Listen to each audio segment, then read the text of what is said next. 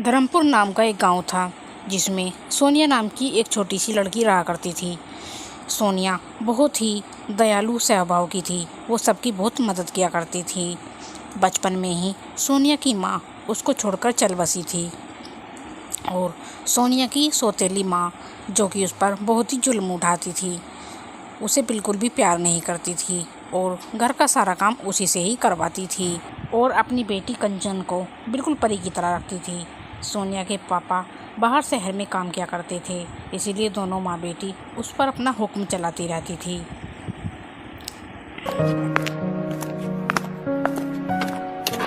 अरे यो करमचली, तू यहाँ बैठकर पढ़ रही है? बर्तन क्या तेरी माँ मांजेगी मरी हुई आकर? लेकिन माँ, मैं भी तो कपड़े धोकर आई हूँ। मेरा कल एग्ज़ाम है, आज मुझे थोड़ा पढ़ लेने दीजिए ना। अरे पढ़ लिख कर क्या कलेक्टर बनेगी? जा जाके बर्तन धो। लगता है तू मेरी मार भूल गई है, तुझे याद दिलानी पड़ेगी। ठीक है मम्मी, मैं जा रही हूँ। सोनिया फिर बर्तन साफ करने चली जाती है। एक दिन उसकी सौतेली माँ अपनी बेटी कंचन को बहुत सारे कपड़े दिखा रही थी। ये देख बेटा, तेरे पिताजी ने शहर से इतने सारे कपड़े भिजवाए तेरे लिए। इन्हें पहनकर तो बिल्कुल परी जैसी लगेगी। मम्मी, ये फ्रॉक तो मेरे ऊपर बहुत सुंदर लगेगी ना? ये सब मेरे लिए है क्या मम्मी? हाँ हाँ बेटी, ये सारे कपड़े तेरे पिताजी ने भिजवाए शहर से। उस कलमुई को तो एक कपड़ा भी नहीं दूंगी इसमें से। तभी वहाँ सोनिया आ जाती है। माँ, मेरे पास भी कपड़े नहीं हैं, सभी कपड़े फटे पुराने हैं। मेरे लिए पिताजी ने कपड़े नहीं भिजवाए। तू क्या करेगी नए कपड़े का? तेरे बाप ने तेरे लिए कुछ नहीं भेजा है। जो कंचन के पुराने कपड़े हैं वही तू पहन ले। तू मेरे पुराने कपड़े पहनेगी? मम्मी, ये इसी लायक है। बेचारी सोनिया वहाँ से चली जाती है। एक दिन सोनिया और चंचल दोनों घूम रहे थे। तभी कंचन की दो दोस्त उन्हें रास्ते में मिल जाती हैं। अरे वाह प्रिया, आज तो तू नए कपड़ों में बहुत अच्छी लग रही है। कहाँ से लेकर आई इनको? मेरे पिताजी ने शहर से मेरे लिए कपड़े भिजवाए हैं। सोनिया, तेरे लिए तेरे पापा ने शहर से कुछ नहीं भेजा? इससे कोई प्यार ही नहीं करता, इसलिए तो इसके लिए नए कपड़े नहीं भेजे। यही पुराने मैले से कपड़े पहनकर घूमती रहती है पूरे दिन, इसलिए तो कोई इससे बात नहीं करता। आज मेरा बर्थडे है और घर पर हमने एक पार्टी रखी है। चंचल, तू आ जाना और सोनिया तुम भी आ जाना। अरे इसे क्यों बुला रही है? वैसे भी इसके पास नए कपड़े नहीं हैं, इन्हीं फटे पुराने कपड़ों में आ जाएगी। अरे मैं तो इसीलिए इसे बुला रही हूँ क्योंकि पार्टी में बर्तन साफ करने के लिए और साफ सफाई करने के लिए भी तो कोई चाहिए ना। फिर सभी लड़कियां सोनिया पर हंसने लगती है। सोनिया का मूड खराब हो जाता है। वो उदास मन से घर की तरफ चल देती है।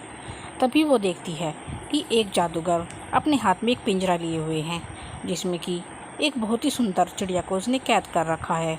चिड़िया बहुत ही उदास दिख रही है। उसे देखकर वो बोलती है। सोनिया को बहुत बुरा लगता है उस बंद चिड़िया को देखकर। अरे ये चिड़िया कितनी उदास है। जरूर इस जादूगर ने इस चिड़िया को कैद में रखा है। मुझे इसकी मदद करनी चाहिए, इसीलिए शायद ये उदास है।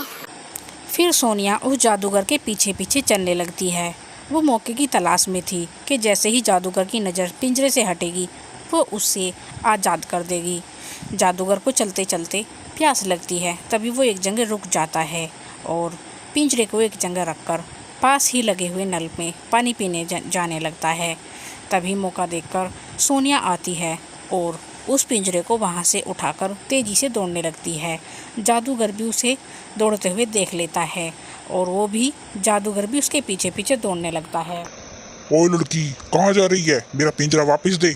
ओए रुक जा, रुक जा। लेकिन सोनिया उस जादूगर की एक नहीं सुनती और तेज़ी से दौड़ने लगती है। फिर वो एक सुनसान जगह पर जाकर रुक जाती है। जब देखती है कि जादूगर उसका पीछा नहीं कर रहा है तो वो पिंजरे से चिड़िया को आज़ाद कर देती है। जब भी चिड़िया आज़ाद होते ही एक सुंदर परी के रूप में बदल जाती है और सोनिया उसे देखकर बहुत ज़्यादा डर जाती है। अरे बेटा, डरो मत, मैं तुम्हें कोई नुकसान नहीं पहुंचाऊंगी। तुम कौन हो? मैं एक परी हूँ। मुझे उस जादूगर ने अपने जादू से चिड़िया बना दिया था और इस पिंजरे में कैद करके रखा था और तुमने मुझे उसी कैद से छुड़ा लिया। तभी वो जादूगर वहाँ पर आ जाता है। अरे ओ लड़की, तेरी हिम्मत कैसे हुई मेरे पिंजरे को लेकर भागने की? ला, मेरा पिंजरा वापस दे। नहीं नहीं, ये पिंजरा इसे वापस मत देना, वरना ये फिर मुझे इसमें ही कैद कर देगा। तू मानेगी मेरी बात या नहीं? तू जानती नहीं मैं कितना खतरनाक हूँ। चुपचाप इस पिंजरे को मेरे हवाले कर दे, नहीं तो मैं तुझे पत्थर की बना दूंगा। अरे जाओ, तुम खतरनाक कम और नौटंकी वाले ज्यादा लग रहे हो। नौटंकी? तू जानती नहीं अभी मेरी शक्तियों को। मैं 1 मिनट में पत्थर को पानी और पानी को पत्थर कर सकता हूँ। अच्छा, तो जरा ये सामने रखे पत्थर को सीसा करके दिखाओ, तब मानूं मैं तुम्हें। फिर जादूगर अपनी छड़ी को घुमाता है और सामने रखे पत्थर को वो पल भर में शीशा बना देता है। देखा लड़की, और कोई सबूत चाहिए तुझे? चल अब पल भर में मेरा पिंजरा मुझे वापस कर। नहीं, अभी मुझे विश्वास नहीं हुआ। ये छोटा मोटा जादू तो कोई भी दिखा देगा, मैं तो तब मानूंगी जब तुम इस शीशे को तोता बना दोगे। अच्छा, तो ये ले। जादूगर उस शीशे को तोता बनाने के लिए अपनी छड़ी घुमाता है, लेकिन शीशे में उसी की तस्वीर आ रही थी। जैसे ही उसका जादू उस शीशे पर पड़ता है तो वो रिफ्लेक्स में आकर उसी पर आकर लग जाता है और वो तोता बन जाता है। तभी सोनिया भागकर जाती है और उस तोते को उसी पिंजरे में बंद कर देती है और उस पिंजरे को उस परी को सौंप देती है। अरे वाह, तुमने तो पल भर में अपनी बुद्धिमानी से इस जादूगर को हरा दिया, और तुमने मेरे ऊपर जो उपकार किया है मैं उसका एहसान कभी नहीं भूलूंगी। इसीलिए मैं तुम्हारी एक ख्वाहिश पूरी कर दूंगी। बताओ, तुम अपनी कोई एक ख्वाहिश मुझे बताओ।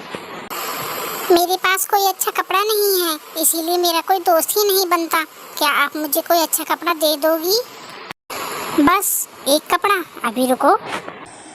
तभी वो परी एक चुटकी बजाती है और वो एक बहुत सुंदर गाउन सोनिया के हाथ में आ जाता है।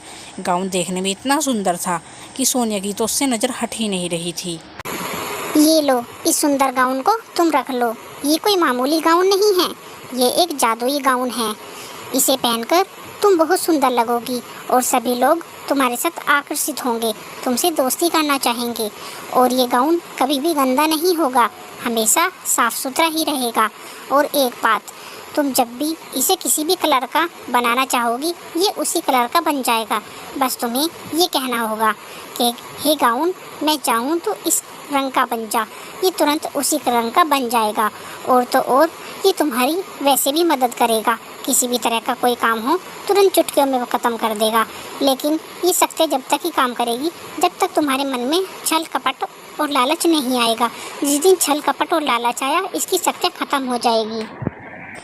फिर वो परी गाउन सोनिया को देकर वहाँ से उड़कर चली जाती है और सोनिया भी उस गाउन को लेकर घर आ जाती है। सोनिया बार बार उस गाउन को निहार रही थी और वो उससे सोच रही थी, क्या जो वो परी बोल रही थी वो सब कुछ सच है? क्या ये सच में जादूगर गाउन है? इसमें एक बार पहन कर देखती हूँ। फिर सोनिया उस गाउन को पहनने चली जाती है और उस गाउन को पहनकर वो वापस आती है और शीशे में खुद को निहारती है। सचमुच सोनिया इतनी सुंदर लग रही थी कि वो बहुत ही सुंदर लग रही थी, क्योंकि वो एक जादूगर गाउन था और उसे पहनकर एक सिंपल लड़की भी बिल्कुल एक परी जैसी लगती है। अरे वाह, मैं कितनी सुंदर लग रही हूँ। लेकिन उस परी ने तो कहा था कि अगर मैं चाहूँगी तो इसे किसी भी कलर का बना सकती हूँ। एक बार ये भी करके देख लेती हूँ। सुन गाउन, मैं चाहूँ कि नीले रंग का बन जा। तो सोनिया आंखें बंद करके जैसे ही इस मंत्र को बोलती है, उसकी ड्रेस नीले कलर में बदल जाती है। सोनिया ये देखकर बहुत अचंभित होती है और सोनिया उस दिन उस ड्रेस को पहनकर अपनी दोस्त की बर्थडे पार्टी में जाती है और उसके अंदर एक अलग ही आत्मविश्वास आ गया था, क्योंकि उसे पता था कि इस गाउन में वो सबसे सुंदर लग रही है और वो सबसे ज़्यादा अलग लग रही है। सब सोनिया को देखकर बहुत चौंक रहे थे और चंचल तो उसे देखकर बहुत परेशान हो रही थी। चंचल को छोड़कर सभी लड़कियां सोनिया के पास आ रही। अरे सोनिया, तू तो बहुत सुंदर लग रही है। हाँ सोनिया, आज तो तू इस गाउन में किसी परी से कम नहीं लग रही है। आज तू हमारे पास आकर बैठ जा। लेकिन सोनिया की इतनी तारीफ सुनकर उसकी सौतेली बहन चंचल बिल्कुल भी खुश नहीं थी, उसे बिल्कुल भी अच्छा नहीं लग रहा था। लेकिन सोनिया तो अब दिन पर दिन बहुत ज़्यादा खुश थी और वो अपने जादुई गाउन से हर बार कलर बदल लेती और उसके अच्छे अच्छे दोस्त बन गए थे। उसकी सौतेली माँ जो भी उसे काम बताती उसे वो चुटकियों में ख़त्म कर देती और वो अब बहुत ही खुश रहने लगी थी। दोस्तों, इस कहानी से हमें शिक्षा मिलती है कि अगर आप बहादुर है, मेहनती है और आपका दिल साफ़ है तो भगवान भी हमेशा आपकी मदद करते हैं।